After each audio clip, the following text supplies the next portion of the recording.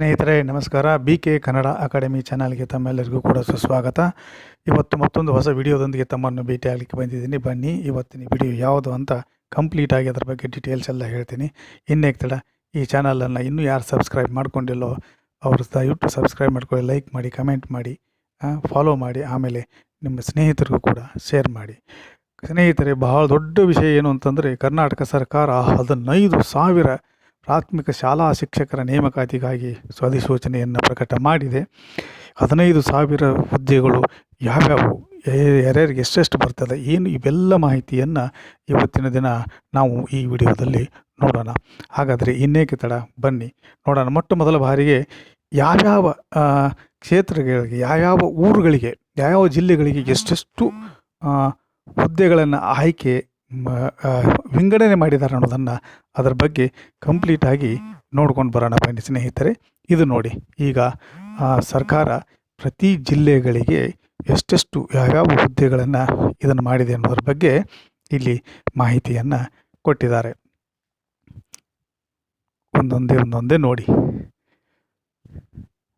ನೋಡಿದ್ರಲ್ಲ ಯಾವ್ಯಾವ ಜಿಲ್ಲೆಗಳಿಗೆ: ಬೆಳಗಾವಿ, ಧಾರವಾಡ, ಹುಬ್ಬಳ್ಳಿ, ಬೆಂಗಳೂರು, ಮೈಸೂರು, ಕಾರವಾರ, ಕಲಬುರಗಿ, ಹಾಸನ, ಮಂಡ್ಯ, ಮೈಸೂರು, ಹೀಗೆ ಎಲ್ಲ ಜಿಲ್ಲೆಗಳಿಗೂ ಕೂಡ ಪ್ರತ್ಯೇಕವಾಗಿ ವಿಭಾಗ ಮಾಡಿದ್ದಾರೆ, ವಿಂಗಡಣೆಯನ್ನು ಕೂಡ ಮಾಡಿದ್ದಾರೆ. ಬನ್ನಿ ಇವೆಲ್ಲಗಳನ್ನು ನೋಡಿದ ಮೇಲೆ ಮೊದಲ ಇನ್ನು ಅದರ ಬಗ್ಗೆ ಸಂಪೂರ್ಣ ಮಾಹಿತಿಯನ್ನು ಈಗ ಹೇಳ್ತಾ ಹೋಗ್ತೀನಿ. ವಿಡಿಯೋನ ಎಲ್ಲೂ ಸ್ಕಿಪ್ ಮಾಡದೆ ಕಂಪ್ಲೀಟಾಗಿ ನೋಡಿ ಅಂತ ಹೇಳ್ತೀನಿ. ಬನ್ನಿ. ಕರ್ನಾಟಕ ಟೀಚರ್ ರಿಕ್ರೂಟ್ಮೆಂಟ್ 2026 ಕರ್ನಾಟಕ ಶಾಲಾ ಶಿಕ್ಷಣ ಇಲಾಖೆಯಿಂದ ಭರ್ಜರಿ 15,000 ಶಿಕ್ಷಕರ ಹುದ್ದೆಗಳಿಗೆ ಅರ್ಹ ವ್ಯಕ್ತಿಗಳಿಂದ ಅರ್ಜಿಯನ್ನು ಆಹ್ವಾನ ಮಾಡಿದ್ದಾರೆ. ಹುದ್ದೆಗಳಿಗೆ ಸಂಬಂಧಪಟ್ಟಂಥ ಮಾಹಿತಿ, ಅರ್ಜಿ ಶುಲ್ಕ, ಇದೇನಾಯಿತು ಇದಕ್ಕೆಲ್ಲದರ ಬಗ್ಗೆ ಇರ್ತದಂಥ ಮಾಹಿತಿಯನ್ನು ಈಗ ನಿಮ್ಮ ಮುಂದೆ ನಾನು ಇಡ್ತಾ ಇದ್ದೀನಿ. ಒಂದೊಂದೇ ಸ್ಟೆಪ್ ಬೈ ಸ್ಟೆಪ್ ಹೋಗೋಣ ಬನ್ನಿ.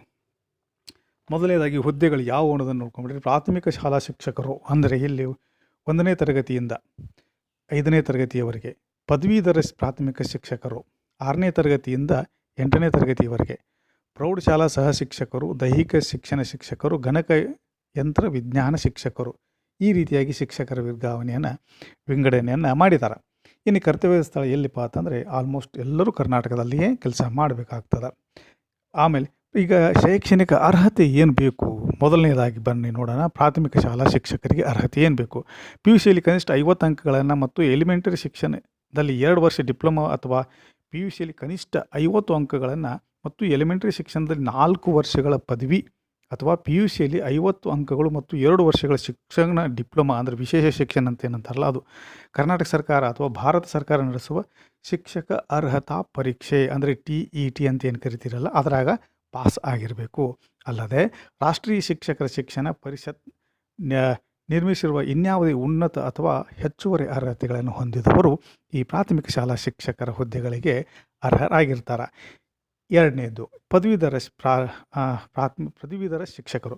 ಇವರು ಕೂಡ ಪದವಿಯಲ್ಲಿ ಕನಿಷ್ಠ ಸರಾಸರಿ 50 ಅಂಕಗಳನ್ನು ಮತ್ತು ಎಲಿಮೆಂಟರಿ ಶಿಕ್ಷಣದಲ್ಲಿ 2 ವರ್ಷಗಳ ಡಿಪ್ಲೊಮಾ ಅಥವಾ ಪದವಿಯಲ್ಲಿ ಕನಿಷ್ಠ ಸರಾಸರಿ 50 ಅಂಕಗಳು ಮತ್ತು ಬ್ಯಾಚುಲರ್ ಆಫ್ ಎಜುಕೇಷನ್ ಪದವಿ ಅಥವಾ ವಿಶೇಷ ಶಿಕ್ಷಣದಲ್ಲಿ ಪದವಿ ಅಥವಾ PUCಯಲ್ಲಿ ಕನಿಷ್ಠ 50 ಅಂಕಗಳು ಮತ್ತು ಎಲಿಮೆಂಟರಿ ಶಿಕ್ಷಣದಲ್ಲಿ 4 ವರ್ಷಗಳ ಪದವಿ ಅಥವಾ ಶಿಕ್ಷಣದಲ್ಲಿ 4 ವರ್ಷಗಳ ಪದವಿ ಅಂದರೆ ಪರಿಶಿಷ್ಟ ಜಾತಿ, ಪರಿಶಿಷ್ಟ ವರ್ಗ, ಇತರೆ ಹಿಂದುಳಿದ ವರ್ಗ, ಪ್ರವರ್ಗ 1ಕ್ಕೆ ಸೇರಿದ ಅಭ್ಯರ್ಥಿ ಆಗಿದ್ದೀರಾ ಅಥವಾ ಅಂಗವೈಕಲ್ಯ ಅಭ್ಯರ್ಥಿಗಳು ನೀವೇನಾದ್ರು ಆಗಿದ್ದೀರಿ ಅಂದರೆ ಪದವಿ ಮತ್ತು PUCಯಲ್ಲಿ ಕನಿಷ್ಠ 40 ಅಂಕಗಳನ್ನು ನೀವು ಪಡ್ಕೊಂಡಿದ್ದರೆ ಸಾಕು, ನಡೀತದೆ ಅಂತ ಹೇಳ್ತಾರೆ. ಅಲ್ಲದೆ ಕರ್ನಾಟಕ ಸರ್ಕಾರ ಅಥವಾ ಭಾರತ ಸರ್ಕಾರ ನಡೆಸುವ ಶಿಕ್ಷಕ ಅರ್ಹತಾ ಪರೀಕ್ಷೆಯಲ್ಲಿ ಇವರು ಕೂಡ ಏನು ಮಾಡಿರಬೇಕು ಅಂದರೆ TETಯಲ್ಲಿ ಕಂಪಲ್ಸರಿಯಾಗಿ ಏನು ಮಾಡೋದನ್ನು ಪಾಸ ಮಾಡ್ಕೊಂಡಿರಬೇಕು ಅಂತ ಹೇಳ್ತಾರೆ. ಇನ್ನು ಪ್ರೌಢಶಾಲಾ ಶಿಕ್ಷಕರು ಪದವಿಯಲ್ಲಿ ಕನಿಷ್ಠ ಸರಾಸರಿ 50 ಅಂಕಗಳು ಮತ್ತು ಬ್ಯಾಚುಲರ್ ಆಫ್ ಎಜುಕೇಷನ್ ಪದವಿಯನ್ನು ಇವರು ಹೊಂದಿರಬೇಕು ಅಂತ ಹೇಳ್ತಾರೆ. ಇನ್ನು ಗಣಕ ವಿಜ್ಞಾನ ಶಿಕ್ಷಕರ ಬಗ್ಗೆ ನೋಡಿ, ಬ್ಯಾಚುಲರ್ ಆಫ್ ಸೈನ್ಸ್ ಅಂದರೆ ಕಂಪ್ಯೂಟರ್ ಸೈನ್ಸ್ ಅಥವಾ ಬ್ಯಾಚುಲರ್ ಆಫ್ ಕಂಪ್ಯೂಟರ್ ಅಪ್ಲಿಕೇಶನ್ ಅಥವಾ ಬ್ಯಾಚುಲರ್ ಆಫ್ ಇಂಜಿನಿಯರಿಂಗ್ ಅಂದರೆ ಕಂಪ್ಯೂಟರ್ ಸೈನ್ಸ್ಗೆ ಸಂಬಂಧಪಟ್ಟಂಗೆ ಮತ್ತು ಇನ್ಫಾರ್ಮೇಷನ್ ಸೈನ್ಸ್ ಬಗ್ಗೆ, ಅಥವಾ ಎಲೆಕ್ಟ್ರಾನಿಕ್ಸ್ ಆ್ಯಂಡ್ ಕಮ್ಯುನಿಕೇಷನು ಅಥವಾ ಬ್ಯಾಚುಲರ್ ಆಫ್ ಟೆಕ್ನಾಲಜಿ ಅಂದರೆ computer science, information science, electronics and communication ಇದರಲ್ಲಿ ಪದವಿ ಮತ್ತು ಶಾಲಾ ಶಿಕ್ಷಣ ಇಲಾಖೆಯ ಗಣಕ ವಿಜ್ಞಾನ ಶಿಕ್ಷಕರಾಗಿ ನೇಮಕಾತಿ ಹೊಂದಿದ್ದಲ್ಲಿ ಅವರಿಗೆ ರಾಷ್ಟ್ರೀಯ ಶಿಕ್ಷಕರ ಶಿಕ್ಷಣ ಪರಿಷತ್ ಅಂದರೆ NCETಯಿಂದ ಮಾನ್ಯತೆ ಪಡೆದ ಸಂಸ್ಥೆಯಿಂದ ನೇಮಕಗೊಂಡು 5 ವರ್ಷಗಳ ಒಳಗಾಗಿ ಶಿಕ್ಷಣದಲ್ಲಿ ಅಂದರೆ ಪದವಿ ಅಂದರೆ BEd ಅಂತೀವಲ್ಲ ಅರ್ಹತೆಯನ್ನು ಗಳಿಸ್ಕೊಳ್ತಕ್ಕದ್ದು. 5 ವರ್ಷಗಳ ಒಳಗಾಗಿ ಶಿಕ್ಷಕರು ಅರ್ಹತಾ ಪರೀಕ್ಷೆಯನ್ನು ಪೂರ್ಣಗೊಳಿಸ್ಕೋಬೇಕು. ಇದಿಷ್ಟು ಈ ವಿಜ್ಞಾನ ಶಿಕ್ಷಕರಿಗೆ ಸಂಬಂಧಪಟ್ಟಂಥ ಅರ್ಹತೆ. ಇನ್ನು ದೈಹಿಕ ಶಿಕ್ಷಣ ಶಿಕ್ಷಕರು ನೋಡಿರಿ, ಇವ್ರಿಗೆ ಏನು ಅಂತಂತಂದರೆ ಹಿರಿಯ ಮಾಧ್ಯಮಿಕ ಅಂದರೆ 12ನೇ ತರಗತಿ ಅಥವಾ ಅದಕ್ಕೆ ತತ್ಸಮಾನ ತರಗತಿಯಲ್ಲಿ ಇವರು ಏನು ಮಾಡಬೇಕು, ಕನಿಷ್ಠ 50ರಷ್ಟು ಅಂಕಗಳನ್ನು ಅಥವಾ ಹಿರಿಯ ಮಾಧ್ಯಮಿಕ ತರಗತಿಯಲ್ಲಿ ಉತ್ತೀರ್ಣಗೊಂಡಿದ್ದರೆ ಶಾಲೆ ಆಗಲಿ ಕಾಲೇಜ್ ಆಗಲಿ ಜಿಲ್ಲಾ ಹಂತದ ಕ್ರೀಡೆಗಳು ಆಟಗಳಲ್ಲಿ ಭಾಗವಹಿಸಿರಬೇಕು. ರಾಷ್ಟ್ರೀಯ ಶಿಕ್ಷಕರ ಶಿಕ್ಷಣ ಪರಿಷತ್ನಿಂದ ಮಾನ್ಯತೆ ಪಡೆದ ಸಂಸ್ಥೆಯಿಂದ 1 ವರ್ಷಕ್ಕಿಂತ ಕಡಿಮೆ ಇಲ್ಲದಂಗೆ ದೈಹಿಕ ಶಿಕ್ಷಣ ಸರ್ಟಿಫಿಕೇಟನ್ನು ಇವರು ಪಡ್ಕೊಂಡಿರಬೇಕು. ಡಿಪ್ಲೊಮಾ ವಿದ್ಯಾರ್ಥಿಯನ್ನು ಅಂದರೆ ಅದಕ್ಕೆ ಡಿಪ್ಲೊಮಾ ಅಂತ ಕರೀತಾರೆ, ಆ ವಿದ್ಯಾರ್ಥಿಯನ್ನು ಇವರು ಹೊಂದಿರಬೇಕು ಅಂತ ಹೇಳ್ತಾರೆ. ಇದಿಷ್ಟು ದೈಹಿಕ ಶಿಕ್ಷಣ ಶಿಕ್ಷಕರ ಎಜುಕೇಷನಲ್ ಮಾಹಿತಿ. ಇನ್ನು ವಯೋಮಾನ ನೋಡ್ರಿ, ಯಾರ್ಯಾರಿಗೆ ಎಷ್ಟೆಷ್ಟು ಇರಬೇಕು ಅಂತಂದರೆ, ಅರ್ಜಿ ಸಲ್ಲಿಸಲು ಕೊನೆಯ ದಿನಾಂಕಕ್ಕೆ ಅಭ್ಯರ್ಥಿಗಳು 21 ವರ್ಷ ಹೊಂದಿರಬೇಕು. ಸಾಮಾನ್ಯ ಅರ್ಹತೆಗೆ ಅವ್ರು ಮೀರಬಾರ್ದು, ಎಷ್ಟಂದರೆ 40 ವರ್ಷಗಳನ್ನು ಮೀರಬಾರ್ದು. ಪ್ರವರ್ಗ 2, 2B, 3A, 3B ವಿದ್ಯಾರ್ಥಿಗಳಿಗೆ 43 ವರ್ಷಗಳಷ್ಟು ರಿಯಾಯಿತಿ ಅದ. SC ST ಪ್ರವರ್ಗ 1 ವಿಶೇಷ ಚೇತನ ಅಭ್ಯರ್ಥಿಗಳಿಗೆ ಕನಿಷ್ಠ 45 ವರ್ಷಗಳ ತನಕ ರಿಯಾಯಿತಿಯನ್ನು ನೀಡಲಾಗಿದೆ. ಇನ್ನು ವೇತನ ನೋಡ್ರಿ, ಪ್ರಾಥಮಿಕ ಶಾಲಾ ಶಿಕ್ಷಕರಿಗೆ 41,000ದಿಂದ ಹಿಡಿದು 81,800 ತನಕ, ಪದವೀಧರ ಪ್ರಾಥಮಿಕ ಶಾಲಾ ಶಿಕ್ಷಕರಿಗೆ 44,425ರಿಂದ 83,700 ತನಕ. ಇನ್ನು ಪ್ರೌಢಶಾಲಾ ಸಹ ಶಿಕ್ಷಕರಿಗೆ 54,175ರಿಂದ 99,400 ತನಕ. ಆಮೇಲೆ ದೈಹಿಕ ಶಿಕ್ಷಣ ಶಿಕ್ಷಕರಿಗೆ 41,300ರಿಂದ 81,800ವರೆಗೆ. ಗಣಕಯಂತ್ರ ವಿಜ್ಞಾನ ಶಿಕ್ಷಕರಿಗೆ 44,425ರಿಂದ 83,700 ರೂಪಾಯಿ ತನಕ. ಇದಿಷ್ಟು ವೇತನ ಶ್ರೇಣಿಯನ್ನು ಈ ಶಿಕ್ಷಕರಿಗೆ ನಿಗದಿಪಡಿಸಲಾಗಿದೆ. ಇನ್ನು ಆಯ್ಕೆ ವಿಧಾನ ಹೆಂಗೆ ಮಾಡ್ತಾರ ಅಂತ ಒಂದು ಕನ್ಫ್ಯೂಷನ್ಸ್ ಇರ್ತದೆ. ಸರ್ಕಾರಿ ಪ್ರಾಥಮಿಕ ಶಾಲೆಗಳಲ್ಲಿ ಪ್ರಾಥಮಿಕ ಶಾಲಾ ಶಿಕ್ಷಕರ ಹುದ್ದೆಗೆ ನಿಗದಿಪಡಿಸಿರ್ತಕ್ಕಂಥ ಒಂದು ಸ್ಪರ್ಧಾತ್ಮಕ ಪರೀಕ್ಷೆ ಮತ್ತು ಶಿಕ್ಷಕರ ಅರ್ಹತಾ ಪರೀಕ್ಷೆ PUC ಅಥವಾ ಅದಕ್ಕೆ ತತ್ಸಮಾನವಾದಂಥ ಪರೀಕ್ಷೆಯಲ್ಲಿ ಪಡೆದ ಅಂಕಗಳು 4 ವರ್ಷಗಳ BEd, ED, BA BEd, BSc BEd ಅಥವಾ ತತ್ಸಮಾನ ಶಿಕ್ಷಕರ ಶಿಕ್ಷಣ ಪದವಿಯಲ್ಲಿ ಪಡೆದ ಅಂಕಗಳು ಮತ್ತು ಶಿಕ್ಷಕರ ಶಿಕ್ಷಣ ಕೋರ್ಸ್ನಲ್ಲಿ ಪಡೆದ ಅಂಕಗಳನ್ನು ಆಧರಿಸಿ ಅನುಪಾತ ನಿಗದಿತ ಮಾದರಿ ಒಳಗಡೆ ಏನು ಮಾಡ್ತದೆ, ವೇಟೇಜ್ ಅನುಸರಿಸಿ ಲೆಕ್ಕ ಹಾಕಿದ ಶೇಕಡಾವಾರು ಆಧಾರದ ಮೇಲೆ ಆಯ್ಕೆಗೆ ಮೆರಿಟ್ ಪಟ್ಟಿಯನ್ನು ಸಿದ್ಧಪಡಿಸ್ತಾರೆ. ಆಮೇಲೆ ಸರ್ಕಾರಿ ಪ್ರಾಥಮಿಕ ಶಾಲೆಗಳಲ್ಲಿನ ಪದವೀಧರ ಪ್ರಾಥಮಿಕ ಶಾಲಾ ಶಿಕ್ಷಕರು ಮತ್ತು ಗಣಕ ವಿಜ್ಞಾನ ಶಿಕ್ಷಕರು, ಸರ್ಕಾರಿ ಪ್ರೌಢಶಾಲೆಗಳಲ್ಲಿನ ಸಹ ಶಿಕ್ಷಕರ ಹುದ್ದೆಗೆ ಆಯಾ ವಿಷಯವಾರ ಅಂದರೆ ಸಬ್ಜೆಕ್ಟ್ ವೈಸ್ ಏನು ಮಾಡ್ತಾರೆ, ಮಾಧ್ಯಮ ಮತ್ತು ಹಾಗೂ ವರ್ಗವಾರು ಹುದ್ದೆಗಳಿಗೆ ನಿಗದಿಪಡಿಸಿದ ಸ್ಪರ್ಧಾತ್ಮಕ ಪರೀಕ್ಷೆ ಅಂತ ಏನು ಇಟ್ಟಿರ್ತಾರೆ, CET ಆ ಥರ ಮಾಡಿರ್ತಾರಲ್ಲ, ಆ ಪರೀಕ್ಷೆ ಪದವಿಯಲ್ಲಿ ನೀವು ಪಡೆದಿರ್ತಕ್ಕಂಥ ಅಂಕಗಳು ಶಿಕ್ಷಣ ಕ್ಷೇತ್ರದಲ್ಲಿ ಅಂದರೆ BEdದಲ್ಲಿ ಪಡೆದ ಅಂಕಗಳ ಅನುದಾನದ ಮೇಲೆ ಅವುಗಳನ್ನು ಕೂಡ ವೇಟೇಜ್ ಅನುಸರಿಸಿ ಲೆಕ್ಕ ಹಾಕಿ ಶೇಕಡಾವಾರು ಆಧಾರದ ಮೇಲೆ ಆಯ್ಕೆಗೆ ಮೆರಿಟ್ ಪಟ್ಟಿಯನ್ನು ಇಲ್ಲೂ ಕೂಡ ಅಂತಿಮಗೊಳಿಸಿ ನಿಮಗೆ ಕೊನೆಗೆ ಲಿಸ್ಟನ್ನು ಬಿಡ್ತಾರೆ. ಇದಿಷ್ಟು ಆಯ್ಕೆ ವಿಧಾನ ಹೇಗೆ ಮಾಡ್ತಾರೋ ಅನ್ನೋದ್ರ ಬಗ್ಗೆ ಮಾಹಿತಿ. ಇದ್ರ ಬಗ್ಗೆ ನಾನು ಇನ್ನೊಂದು ಮಾಹಿತಿಯನ್ನು ಇನ್ನೊಂದು ವಿಡಿಯೋದಲ್ಲಿ ಮಾಡಿ ಹಾಕ್ತೇನೆ.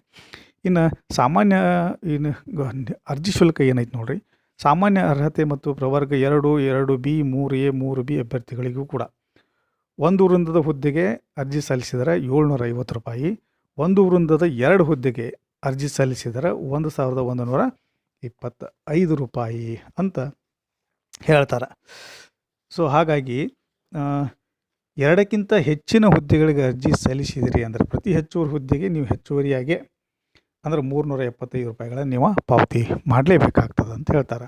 ಪರಿಶಿಷ್ಟ ಜಾತಿ ಪರಿಶಿಷ್ಟ ಪಂಗಡ ಪ್ರವರ್ಗ 1 ಮಾಜಿ ಸೈನಿಕ ಅಂಗವಿಕಲರಿಗೆ ತೃತೀಯ ಲಿಂಗದ ಅಭ್ಯರ್ಥಿಗಳಿಗೆ 1 ವೃಂದದ 1 ಹುದ್ದೆಗೆ 500 ರೂಪಾಯಿ, 1 ವೃಂದದ 2 ಹುದ್ದೆಗೆ ಅರ್ಜಿ ಸಲ್ಲಿಸಿದರೆ 750 ರೂಪಾಯಿಯನ್ನು ಸಲ್ಲಿಸಬೇಕು. ಇನ್ನು ಶುಲ್ಕ ಪಾವತಿ ವಿಧಾನ ಹೆಂಗದ ಅಂತಂದರೆ, ನೀವು ಕ್ರೆಡಿಟ್ ಕಾರ್ಡು ಆನ್ಲೈನು ಯಾವುದ್ರ ಮುಖಾಂತರ ಆದರೂ ಕೂಡ ನೀವೇನು ಮಾಡ್ಬೋದು, ಅರ್ಜಿಯನ್ನು ಪೇಮೆಂಟನ್ನು ಮಾಡಬಹುದು. ಅರ್ಜಿ ಸಲ್ಲಿಸೋದಕ್ಕೆ ದಿನಾಂಕಗಳ ವಿವರ ಹೆಂಗದ. ಅರ್ಜಿ ಸಲ್ಲಿಸಲು ಪ್ರಾರಂಭವಾದ ದಿನಾಂಕ ಆಗಸ್ಟ್ 18, 2026 ಅಂದರೆ ನಿನ್ನೆಯಿಂದ ಶುರುವಾಗಿದೆ.